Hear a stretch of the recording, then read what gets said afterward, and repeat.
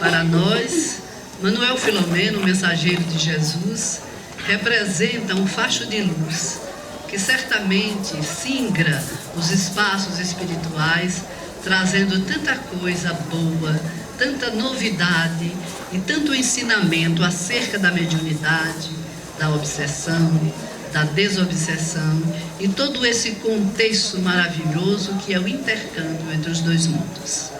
Quando nós fizemos essa reflexão, Jesus nos disse: não se turbe o vosso coração, credes em Deus, crede também em mim.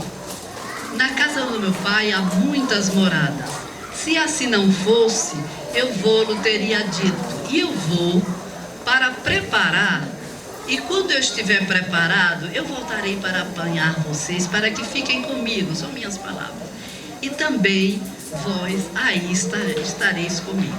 Então essa colocação de Jesus, ela tem muito a ver com o que nós estamos estudando nesse mês, nesse momento.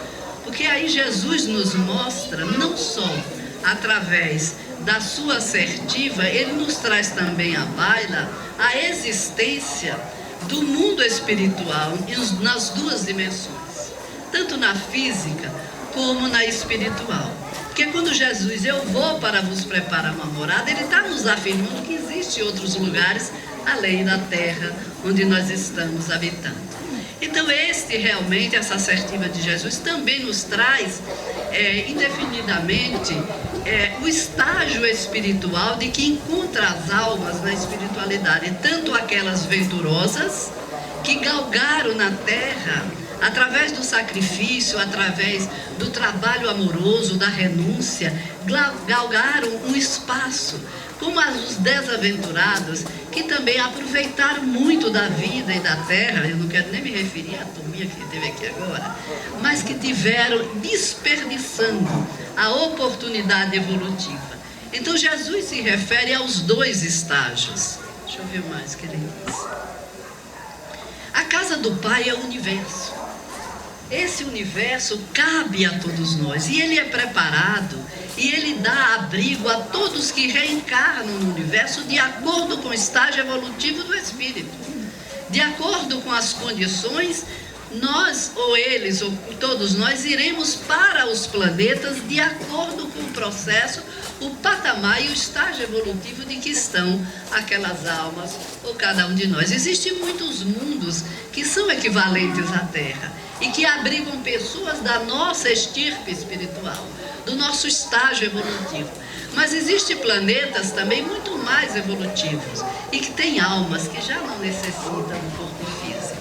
Então, estas duas dimensões, física e espiritual, que existem nas esferas, elas vibram com vibrações próprias, servem de pouso e para refazimento e hospitais transitórios para os espíritos que, ao sair da Terra, não conseguem sair do planeta Terra. Eles não conseguem se desvincular. Então, tem hospitais. Nós vemos nas reuniões mediúnicas os espíritos serem conduzidos a hospitais, às casas transitórias e tantos outros locais que existem na camada superficial da Terra, abrigando-nos quando para lá estivermos ainda no estágio de não muita evolução. Então, nessas esferas intermediárias, há uma ininterrupta movimentação dos seres espirituais em intercâmbio contínuo, demonstrando que eu achei isso interessante. Não existe estagnação no universo. Está lá paradinho, as estrelas não se movem porque a gente não tem condições de ver. Mas nós não somos capazes de aquilatar a movimentação, as nuances do plano espiritual, o que acontece nos bastidores da vida e que nós ainda não temos a menor dimensão e nem conhecimento. Os médios videntes, os médios com capacidade de interação mais clara, nos trazem notícias, mas por outro lado também nos é ocultado por falta inclusive de condições, de muitas coisas que nós não conhecemos.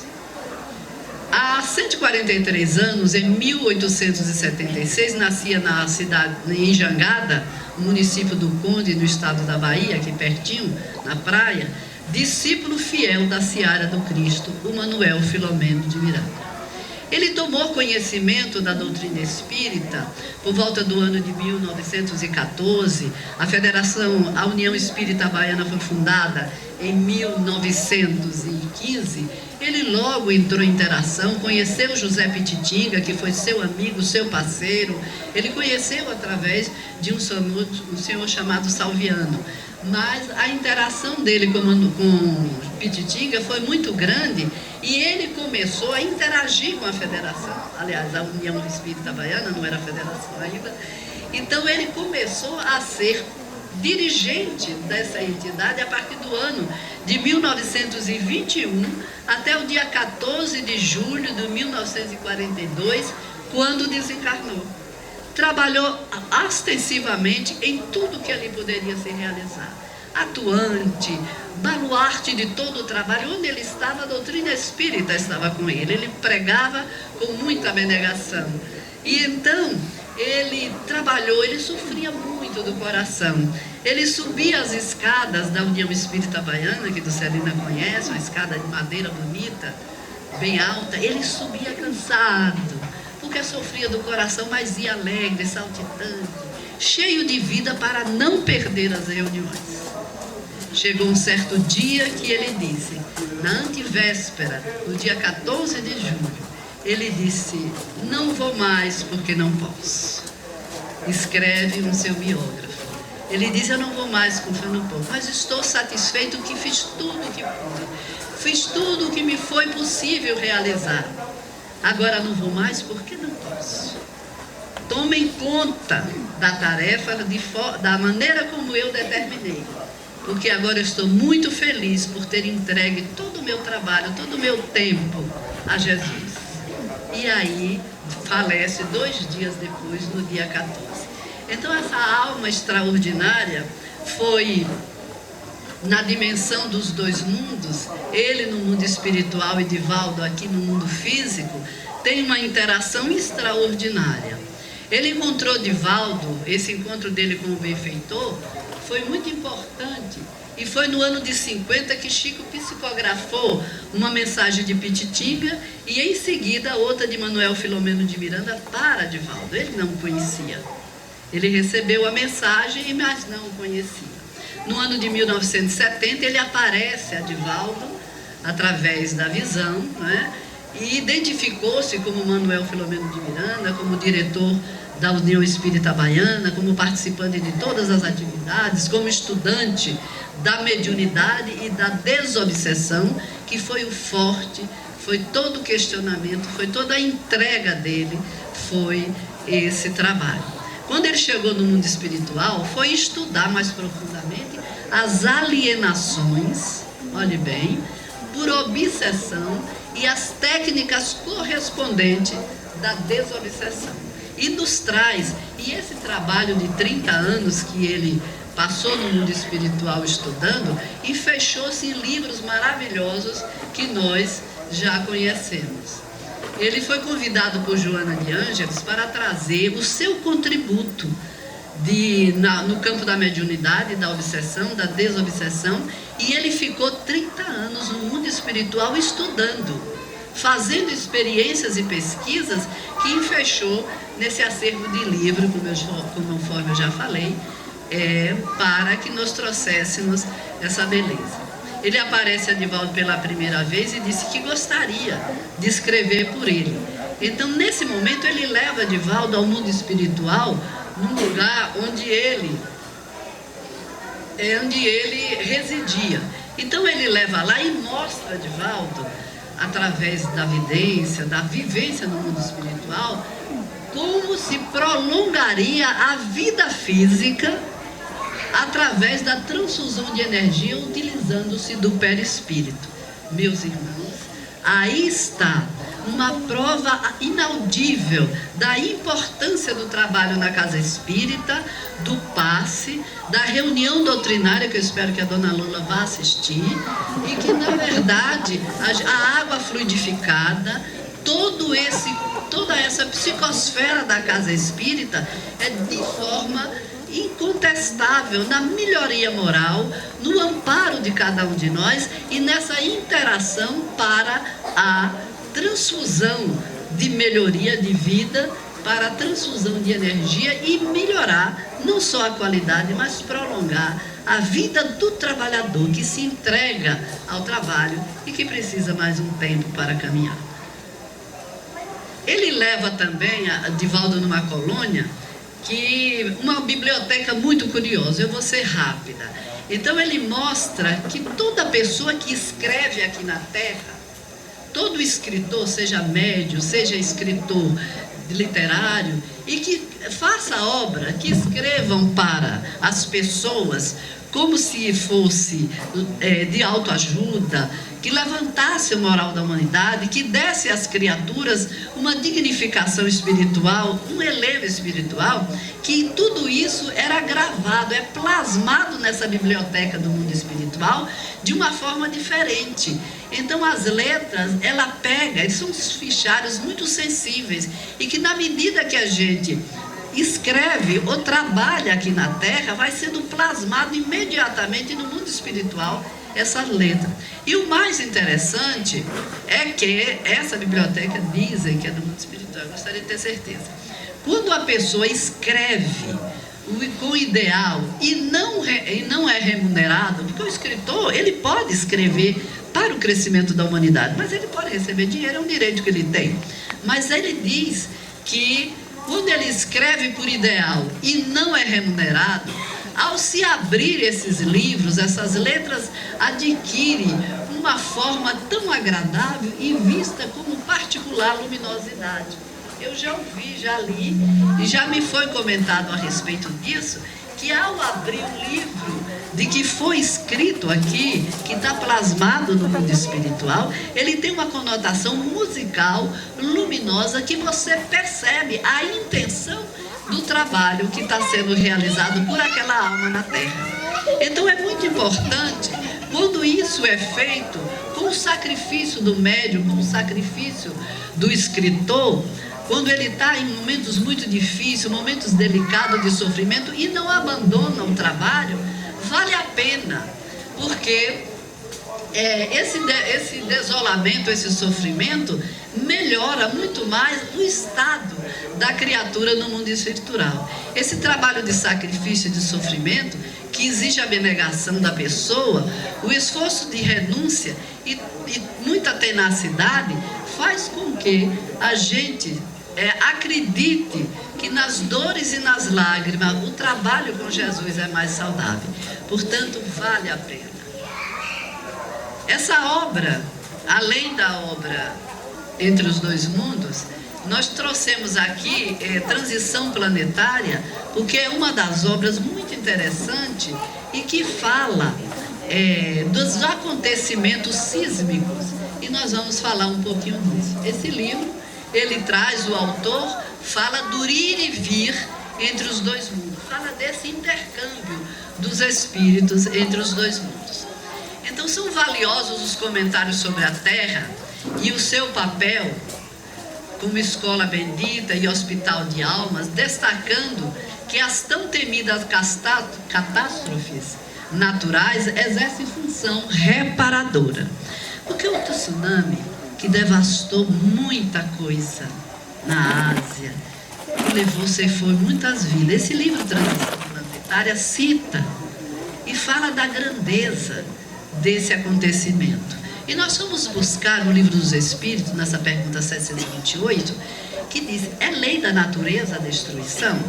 Então os Espíritos respondem de forma carinhosa: preciso é que tudo se destrua para renascer e se regenerar. Porque o que chamais destruição não passa de uma transformação que tem por fim a renovação e melhoria dos seres vivos. Então está claro para nós que nós precisamos compreender a transição da lei. Quando desaparece, quando morre, desencarna um parente, eu perdi o meu parente. É preciso que a gente tenha uma noção dessa beleza que é a lei de destruição, que tem como objetivo a renovação. E ele não diz das criaturas humanas, ele diz dos seres vivos. Então em tudo está incluso a grandeza desse trabalho. Esse livro enfoca algumas experiências de socorro de pessoas encarnadas que é o trabalho mais bonito desse livro, é isso aqui. Então, pessoas que estão encarnadas em tarefas definitivas em favor da cristianização das criaturas, sob as luzes vigorosas dos postulados espíritas. Nós vamos enfechar algumas coisas desse livro, que diz que as atividades estavam sob a égide do espírito de Policarpo. Policarpo, rapidamente, foi um mártir do cristianismo. Ele nasceu por volta do ano 69, na Ásia Menor, morreu em Esmirna no ano de 1155. Ele foi assim, destacou pela afluência, pelo amor, pela caridade, por toda a grandeza vivenciada com o cristianismo. Então ele foi levado a Roma a ferros e fogo, e entregou sua vida a Jesus, entregou-se a Jesus junto com os companheiros, e foi sacrificado no círculo romano com a esposa e 2 filhinhos pequenos. Então essa equipe que está sob a égide de Policarpo foi formada no mundo espiritual 100 equipes, que se espalhou por vários pontos do país e do mundo, para que pudesse cuidar desses trabalhadores que estão engajados na tarefa e sofrendo. Muitos deles estavam em resgate muito duro por causa da morte dos protestantes na noite de São Bartolomeu, em 1572, na França, onde milhares de protestantes foram sacrificados em nome da fé cristã. Então é preciso que Miranda e Pititinga, eles se formaram numa equipe com 2 e mais um responsável, que era o Dr. Arquimedes Almeida. Essa equipe, eles se encarregaram de ser esclarecido, mostrando a potência da organização das trevas em nossos meios. Por isso, meus irmãos, a gente traz isso aqui para nos mostrar a responsabilidade que cada um de nós temos como espírita, que devemos questionar a nós mesmos, o que é que nós estamos fazendo, como nós estamos nos conduzindo, de que forma nós estamos caminhando nas tarefas espíritas que nos são afetas, que temos a responsabilidade de conduzir. Então é muito importante que nós tenhamos esse questionamento: o que é que eu estou fazendo aqui?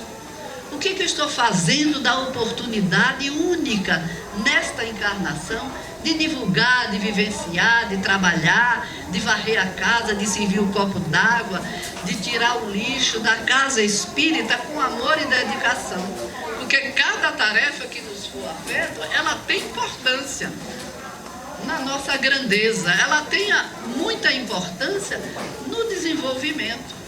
Os médicos que partiram daqui, que está escrito em nosso lar, eles não chegaram lá como médicos, eles chegaram como faxineiros, limpando as áreas fétidas da colônia nosso lar, dos espíritos que eram acolhidos em grande decadência.